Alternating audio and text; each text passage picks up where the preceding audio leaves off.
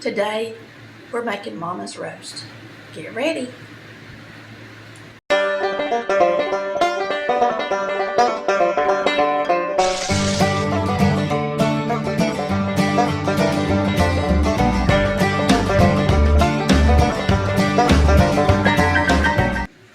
Hey y'all, it's Tammy with Collard Valley Cooks. Tonight we're going to have a delicious chuck roast in the pressure cooker. It's 4 o'clock and we're going to be able to have this for dinner and it's going to be falling apart done. The first thing I do is I lay it out on my meat tray. I salt it and pepper it. And we're going to do this on both sides. So I'm going to flip it. You also need to have a skillet preheated. So our skillet's over here getting good and hot for us because we are going to brown it. And by doing this, it makes a really good gravy. So now we are going to put some brown gravy mix on it. Oh, and some steak and chop as well. So I'm just going to kind of spread that around in there. We're going to do the same thing on the other side.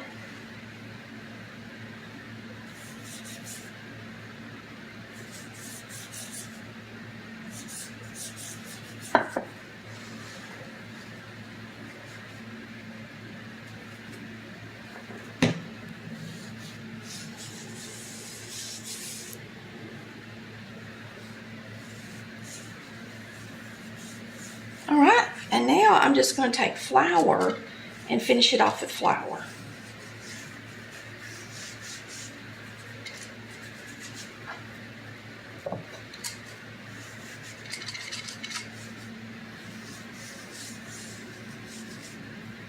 I'm also going to brown the sides, so I will just go around like this on my board and pick up what I dropped with the sides of the roast. All right, we got this preheated skillet. Now we're going to brown the roast. So we're going to put some oil in here. All right, so we're going to lay our roast down in here. I cleaned my olive oil thing the other day really good, and when I did, a little bit of water got down inside of it. And it's pretty much ruined my oil. I just need to use it in stuff that I'm cooking until I get all the water out of it, because if I use it on something like this and it's frying, it's just going to pop then. So you have to be careful. You just never, every little thing you do matters in the kitchen. So we're going to get this nice and brown. All right, I think this side's pretty brown. It's set in here about 2 or 3 minutes, so we're going to flip it. Looks good. So you're going to brown both sides, and then I'm actually going to turn it and start browning the actual sides of the roast as well.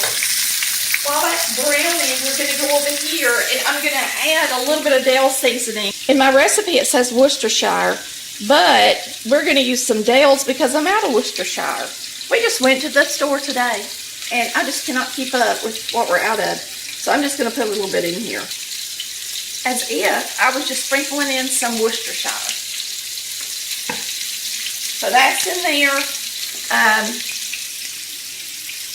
We can go ahead and put just a little bit of water in here. We're just going to have enough water to cover the roast. And I think I'm going to cut up an onion and put it in here. I've got an onion we're going to put in here, but I'm going to lay the roast in the bottom first. Now we're going to do some vegetables with this roast beef, but I'm going to cook the roast for a long time before I add vegetables, because it takes a lot longer to cook the meat than it does to get the vegetables where they need to be. So I'm going to flip this thing up and brown it a little bit on its side.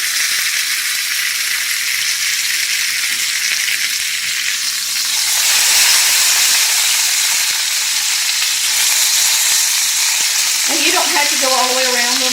This one's kind of shaped weird, so I don't think I want to turn it the other way at all. It'd be hard to hold up. We're just going to turn this off, and we're just going to bring the roast over here and lay it into the Instant Pot. You can use your regular pressure cooker if you want to. You don't have to use the Instant Pot. Now we're going to take some onion,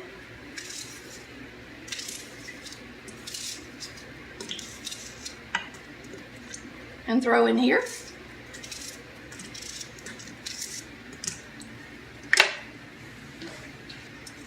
And we're going to add some vegetables once this sucker gets done.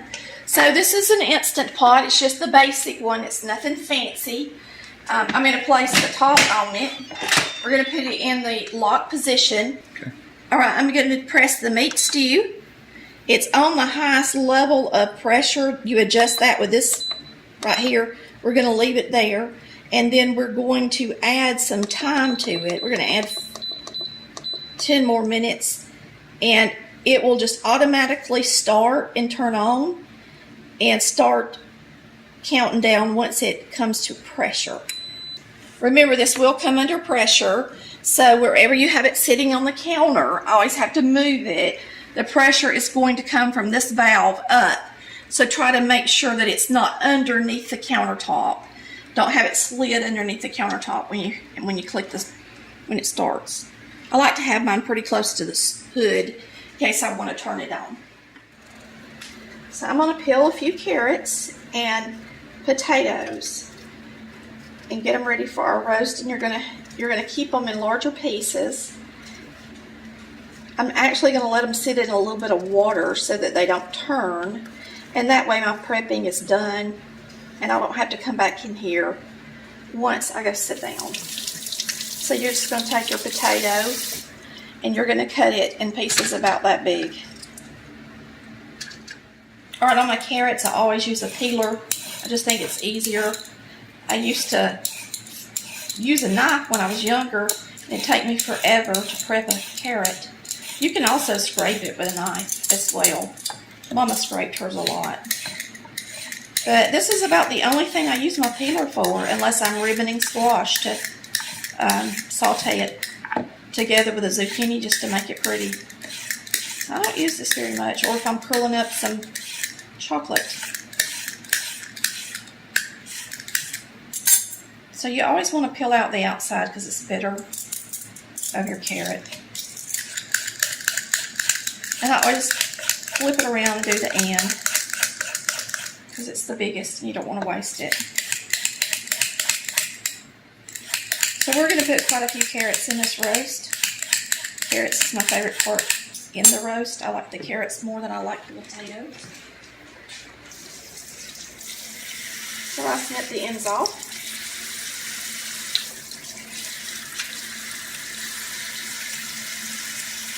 And I usually slice them in half, the bigger sides.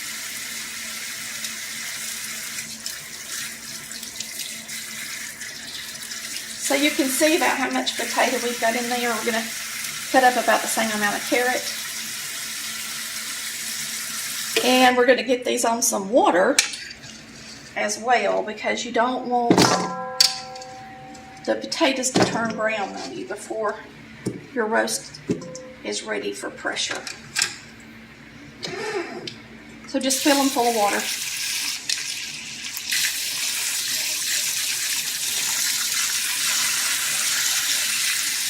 Make sure they're all under the water. That's all you gotta do. See y'all in a minute. Pressure's off. I'm gonna open it up. Now we're going to transfer this roast into a pot over here because I'm hungry and I don't want to wait forever. This thing does have a saute, but even on high, it takes a lot longer than just putting the food on the stovetop. So I am going to transfer it over. All right, I'm going to grab this meat hook and I'm going to try to pick this up and transfer it over.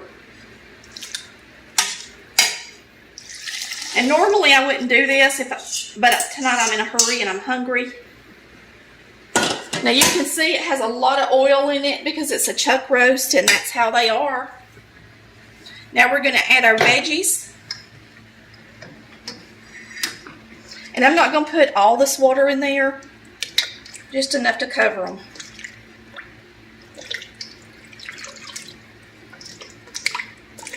And tonight I am going to make sure we have a gravy because I'm going to make some biscuits to sop it up with,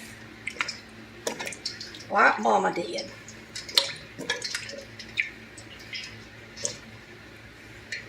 I'm going to add enough water to cover the veggies. I'm going to go ahead and salt and pepper it a little bit more. Salt. Pepper.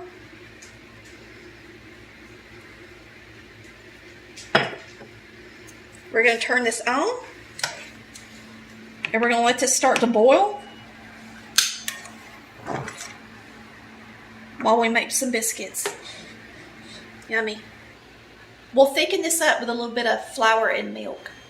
If you were cooking the roast down, like in my cookbook, it doesn't have the veggies in it. If you were cooking this roast down without vegetables, you would just turn it on and reduce it until it formed a gravy in the bottom of the pan. And you would just serve your roast with that gravy. So you would never add the water or add something else to it. You would just reduce it by boiling it longer. All right, we're still boiling them. You gotta wait till your carrots and potatoes get fork tender. And once they're fork tender, then we're gonna thicken up the broth. All right, I whipped up some biscuits while y'all weren't looking. Because you gotta have biscuits when you have a good roast with a nice gravy.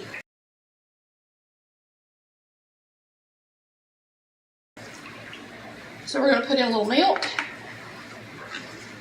Get out a whisk. And I'm going to add a good bit of cornstarch because I want it to be a nice gravy. When I buy cornstarch, I get a big one.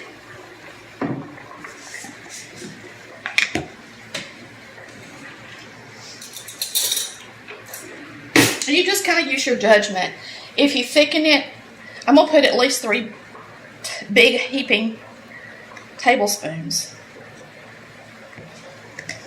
And if you add it to it and it doesn't get thick enough, you can always just repeat the process. And I don't want it real thick like pudding, of course, but I want it thick enough that it'll be good over top of the biscuit. So we're going to put this in here. Because I have so much liquid, I'm going to go ahead and add one more. That way I know I don't have to come back.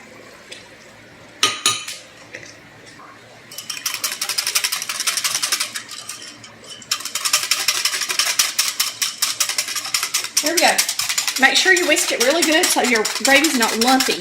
And the reason you use cold milk is because it separates in that milk like it should instead of being lumpy too. Pour it in there.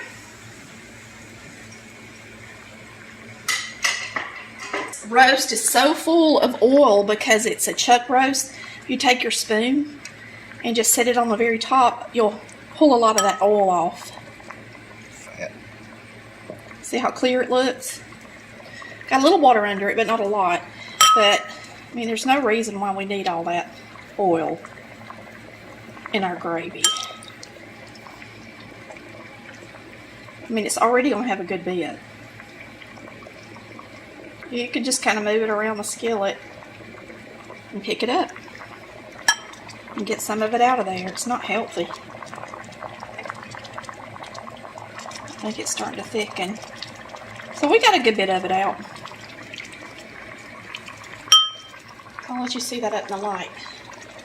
You can tell it's a good little bit of oil on the top. All right, we're going to mix this up. It's thickening. Good. Like I want it to. We're about to eat. I'm going to taste the gravy and see if it needs salt and pepper.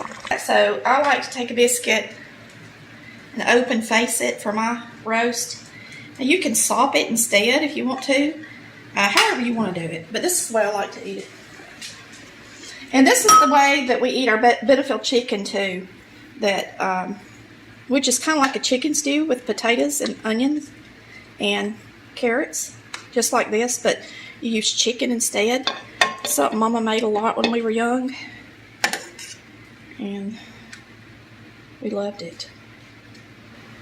We loved it. So get you plenty of gravy.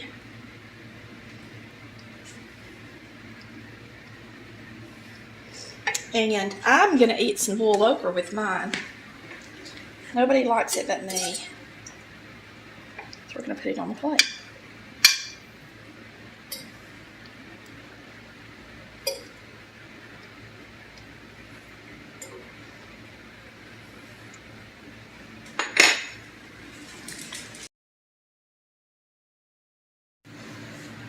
Okay, we're going to take a bite.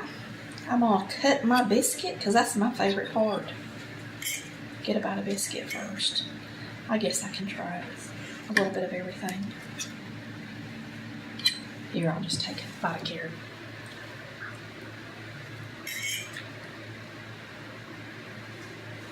I love it.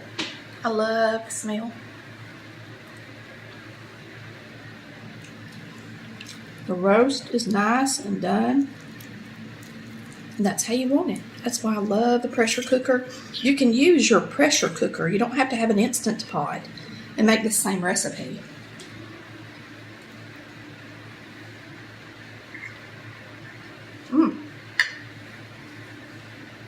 What a delicious supper. Thanks for watching Colored Valley Cooks, where we cook like Mama did. Bye, y'all. Love ya.